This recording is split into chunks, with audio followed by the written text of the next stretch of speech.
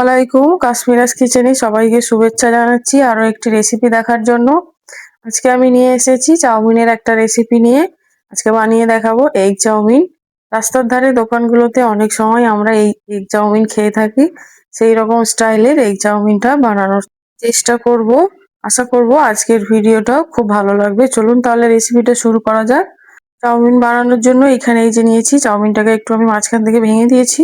এবার চলুন গ্যাসের ওভেনটা অন করে বসিয়ে দিয়েছি একটা বড় বোল। এর মধ্যে দিয়ে দিলাম 1/2 লিটার মতো পানি আর 1 টেবিল চামচ লবণ ও 1 টেবিল চামচ সাদা তেল।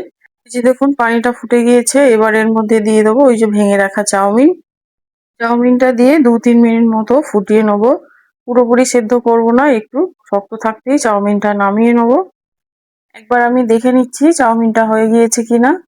দেখুন আঙুলের সাহায্যে এরকম টিপে দেখে নেবো যে চাউমিনটা হয়ে গিয়েছে।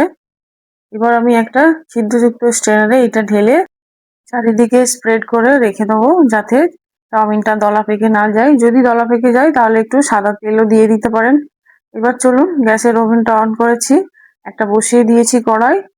চাউমিন বানানোর জন্য কি কি উপকরণগুলো লাগছে একটু দেখিয়ে দিই, যাতে বানাতে আপনাদের খুবই সুবিধা হয়। এখানে নিয়েছি একটা বড় সাইজের পেঁয়াজ, 6-8টা রসুনের কোয়াকে কুচি করে নিয়েছি, 2টো কাঁচা লঙ্কাকে কুচি করে নিয়েছি। এবার নিয়েছি গাজর আর 2 রকমের ক্যাপসিকাম। এবার এগ চাউমিন বানানোর জন্য 2টো ডিমকে আমি ফাটিয়ে নিচ্ছি, ফাটিয়ে একটা বোলের মধ্যে নিয়ে নেব। এবার এর মধ্যে দিয়ে দেবো 1/4 চা চামচ লবণ ও 1/4 চা চামচ গোলমরিচের গুঁড়ো। গোলমরিচের গুঁড়োটা চাউমিনের সঙ্গে খুবই ভালো আসে। ডিমের মধ্যে দিলেও ডিমটা কিন্তু খুবই মজার হবে খেতে। এই ডিমটার সঙ্গে এইরকম খুব ভালোভাবে গুলিয়ে নিচ্ছি। নিয়ে এবার চলুন ওই যে কড়াইটা বসিয়েছিলাম ওই কড়াইটার মধ্যে 1 টেবিল চামচ সাদা তেল দিয়ে এবার এর মধ্যে এই ডিমটা আমি দিয়ে দেবো।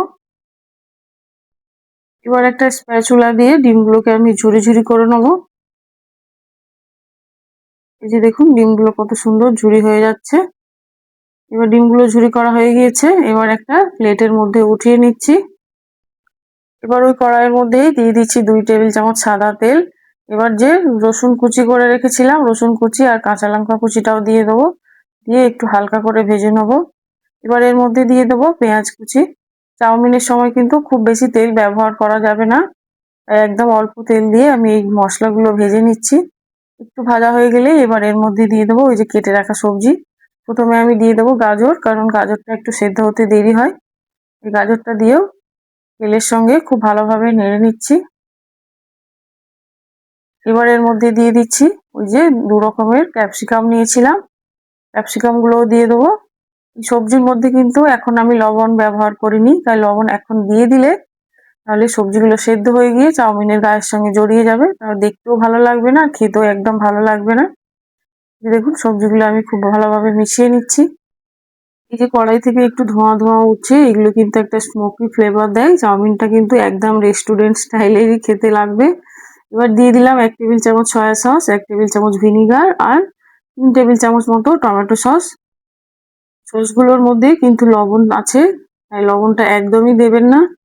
চলুন এবার সবগুলো মেশানো হয়ে গিয়েছে, এবার এর মধ্যে দিয়ে দিচ্ছি ওই যে সেদ্ধ করে রাখা চাউমিন। এই যে দেখুন চাউমিনটা আমার একদম ঝরঝরে হয়ে আছে, একটার সঙ্গেও কিন্তু একটাও লেগে নেই। এবার এইগুলোকে 2টো স্প্যাচুলার সাহায্যে আমি খুব ভালোভাবে মিশিয়ে নেব। দেখুন দেখতে কত সুন্দর লাগছে। এখানে কিন্তু গ্যাসের ফ্লেমটা আমি একদমই লো রেখেছি।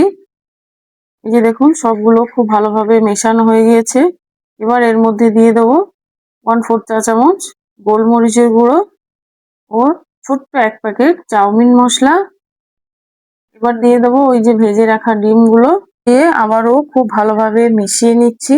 দেখুন চাউমিনটা আমার দেখতে কত সুন্দর লাগছে, আর কিন্তু খুব সুন্দর একটা সুঘ্রাণও পাচ্ছি।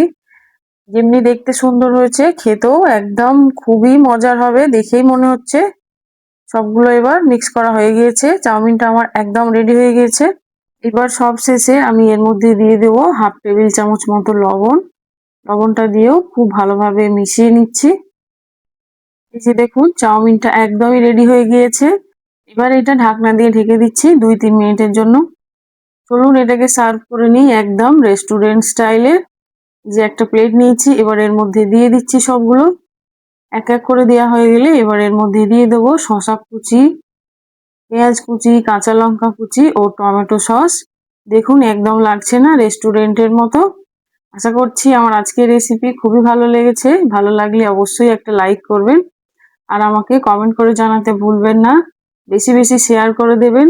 যারা আমার চ্যানেলে নতুন এখনো সাবস্ক্রাইব করেননি অবশ্যই সাবস্ক্রাইব করে আমার চ্যানেলের সঙ্গেই থাকবেন। খুব শীঘ্রই নিয়ে আসছি অন্য এক রেসিপি। সবাই ভালো থাকবেন, সুস্থ থাকবেন। আল্লাহ হাফেজ।